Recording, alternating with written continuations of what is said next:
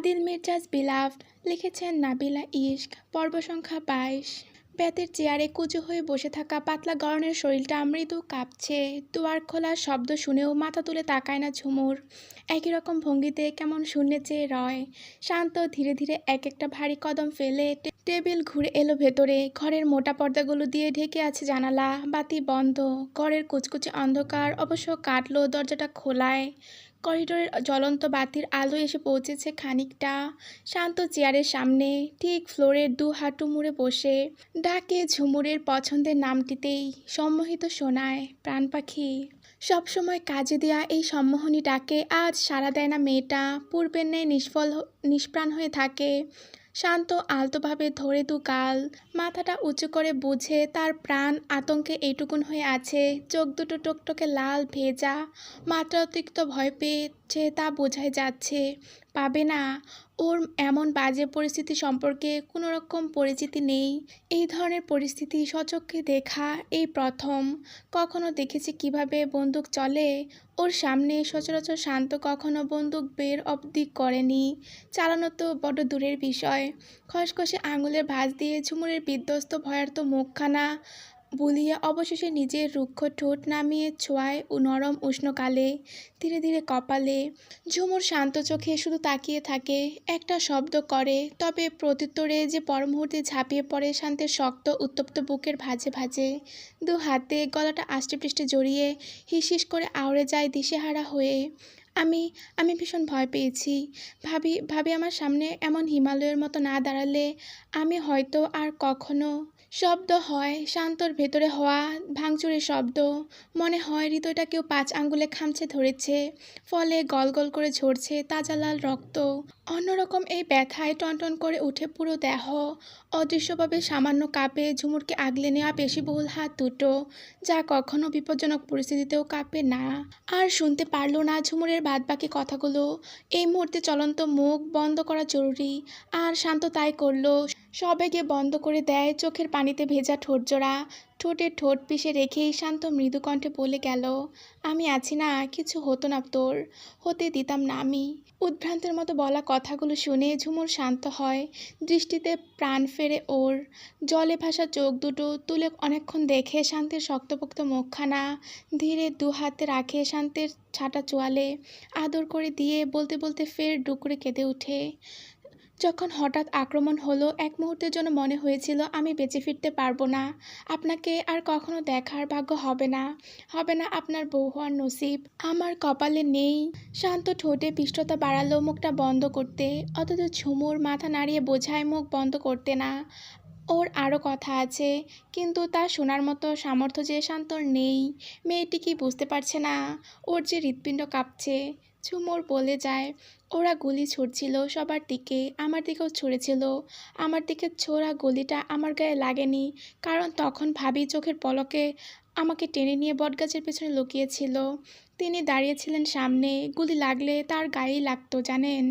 আমাদের বডিগার্ড তক্ষুনি না এলে হয়তো। শান্ত আর শুনতে পারল না।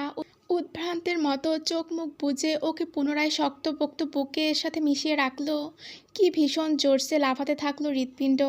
অনুভব করতে পারলো ঝুমুর, অনুভব করতে পারলো শান্তির ভয়ার্ত হৃদয়। শক্তপোক্ত পুরুষটির এই রূপ ওকে আরও ভয়ার্ত করে তুলল। এই শান্তকে ছেড়ে ও যে মরে যেও শান্তি পাবে না। ও আরও অনেক বছর বাঁচতে চায়, শান্তর স্ত্রী হয়ে বাঁচতে চায় দীর্ঘ থেকে দীর্ঘ বছর। ঝুমুর আস্তে করে মাথাটা রাখলো বুকে। আধো ঘুমে ঢুলছে ওর শরীর। কথাগুলো কেমন অস্পষ্ট শোনালো, তবে ঠিক বুঝতে পারলো শান্ত। আমি তো ভাবির কেউ না, আমাকে তার এত গুরুত্ব দিয়ে আগলে রাখার কথা ছিল না, অথচ তিনি বোধহয় আপনার কথা ভেবেছিলেন, আপনার জন্য। শান্ত নিশ্চিপ হয়ে শুনল। ঝুমুরকে বুকে আগলে ঠিক ওভাবেই থাকলো। তার দৃষ্টি ঝুমুরের ঘুমন্ত নিষ্প্রাণ মুখে। ধীরে পাজাকুলা করে তুলে নিল, পা বাড়ালো বিছানার দিকে, শুয়ে দিল যত্নের সাথে। পাতলা কাঁথাটা শরীরে মেলে দিয়ে চেয়ার টেনে এসে বসলো বিছানার কাছে। কতক্ষণ দেখলো জানা নেই, সময়ের হিসেব নেই। তবে চোখের পাতায় ভাসলো সেই ভয়ানক দৃশ্যটুকু, যা এখনও নাড়িয়ে দেয় শান্তর হৃৎপিণ্ড। সবসময়ই আদিলের ধূসর চোখের দৃষ্টি এড়িয়ে বেড়ায় রোজা। কেন যেন বেশিক্ষণ তাকিয়ে থাকতে পারে না। এত স্পষ্ট, তীক্ষ্ণ আর দৃঢ় হয় যে মনে হয় ওই দৃষ্টি ওর পুরো সত্তায় নিজেকে সিলমোহর বসিয়েছে। এত কি দেখে? রোজার মাঝে মধ্যে জিজ্ঞেস করতে ইচ্ছে হয়, পর মুহূর্তেই সতর্ক হয়। প্রশ্নটি নিজের মধ্যেই লুকিয়ে রাখে। ভারী নির্লজ্জ পুরুষ সে, কিছু একটা উল্টোপাল্টা বলে দেবে নিশ্চিত। কথাবার্তার যা ছিরি আর কর্মকাণ্ড, ওসব সম্পর্কে রোজা ভাবতেও চায় না। তার মুখের খুব কাছে থাকা মুখটা সরাতে ছুতে হলো শক্ত চোয়ালখানা। খোঁচা দাড়ি বিঁধল তার হাতের নরম তালুতে।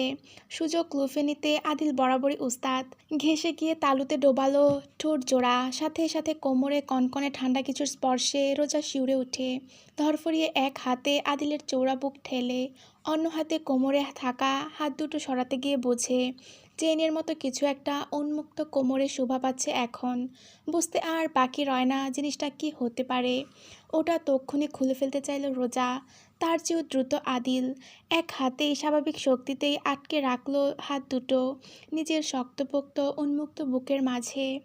খুলবেন না, যতবার খুলবেন আমি ততবারই পড়াবো। ইউ ক্যান সি হো বেনিফিটস হিয়ার, রাইট? রোজা আগুন ধরা চোখে তাকালো, অথচ আদিলের চোখ যে কোথায় তা দেখে লাজে শরীর কাটা দিয়ে উঠল তার। দু হাত ছুটিয়ে ঢাকতে চাইল তার কোমর, অথচ আদিল তখনও সম্মোহন হয়ে চেয়ে আছে। দৃষ্টিতে রাগ ঢাক নেই, কথাতে তো আরও নেই। তার রক্তিম কান ছোঁয়া ঠোঁট জোড়া থেকে গলিয়ে তপ্ত শ্বাস প্রশ্বাসের সাথে আসা গভীর তবে নিম্নস্বরে বলা কথাগুলোতে রোজা লাজে হাঁসফাঁস করে মাথাটা আরও সরিয়ে চোখ বুজে শক্ত করে থাকলো। পৃথিবীর অন্যতম উপভোগ্য scenery. With every breath you take it dances so beautifully, leaving me breathless. কেমন অশ্লীলভাবে শ্বাস ফেলছে, বুকের ওঠানামার গতিও দ্রুত। রোজা লাজ কাটিয়ে কটমট করে তাকালো, তীব্র লজ্জায় হাত দুটো ছাড়াতে মরিয়া হয়ে পড়ল। আদিল ভীষণ সন্তুষ্টি নিয়ে দেখল তার বুকের কাছে থাকা পাতলা গড়নের রোজার মুড়ামুড়ির ভঙ্গিমা। এক পর্যায়ে আদিল বাঁধন ঢিলে করল, রোজা দ্রুত কোমর ঢাকল। খেয়াল হলো তার হাতে তখনও পিস্তল। গুলি থাকলে এক্ষুনি লোকটাকে গুলি মেরে মেরে ফেলতো। অসভ্য অভদ্র একটা। রোজা তাকালো হাতের পিস্তলটার দিকে, দ্রুত মুখ ঘুরিয়ে ফেলল। ব্যঙ্গাত্মক ভঙ্গিতেই বলল, নিশ্চিত গুলি নেই, এজন্যই হাতে দেওয়ার সাহস করেছেন। আদিলের ধূসর চোখজোড়া রাতের কালো আকাশে ভাসা তারাদের মতো চিকচিক করে উঠল। ঠোঁটজোড়া অল্প ছড়ালো, বোঝায় তার কৌতুক ভঙ্গিমা। মাথাটা আরও নামিয়ে বাঁকিয়ে রোজার সারা মুখে চেয়ে ধরল তার বুক ঠেলতে থাকা নরম চিকন হাতটা।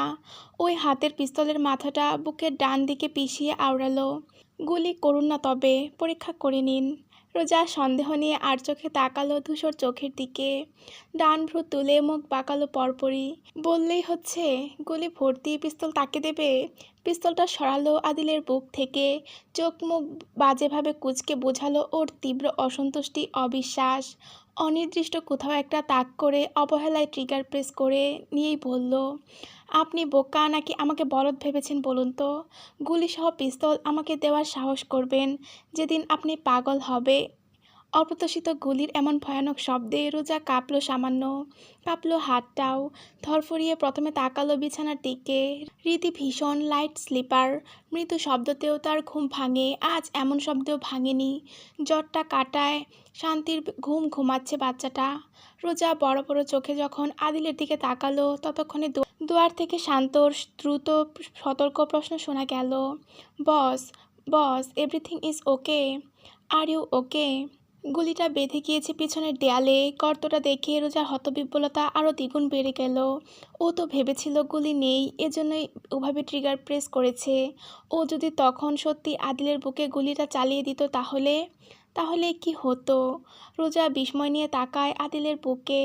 আদিল রোজার থতমত খাওয়া চুপসানো মুখে চেয়ে থেকেই প্রাণবন্ত কণ্ঠ তুলে বলে, তোদের সিলি ম্যাডাম এই রাত বিরেতে আমার সাথে পিস্তল খেলছে, নাথিং এলস।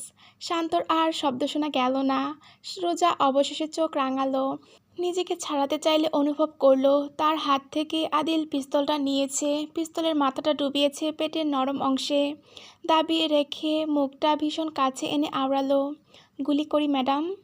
রোজার হৃৎপিণ্ড লাফায়, তবে ও বুঝতে দিল না। তাকালো চোখের মণিতে, নির্ভয়ে বলতে চাইল করু। পর মুহূর্তে ট্রিগার প্রেসের শব্দে ভয়ে রোজা চোখ মুখ শক্ত করে বুজে ফেলল। যখন বুঝলো পিস্তলের গুলি নেই, মুখে আধার নামলো। আদিলের কণ্ঠ গুটগুটে অন্ধকারের থেকেও গভীর শোনালো, আমি পাগলি। Your husband is mad Roja. He is crazy. Don't you know? Don't you know? Don't you know for whom? Roja স্তব্ধ হলো, নড়চড় করতে ভুলে বসলো।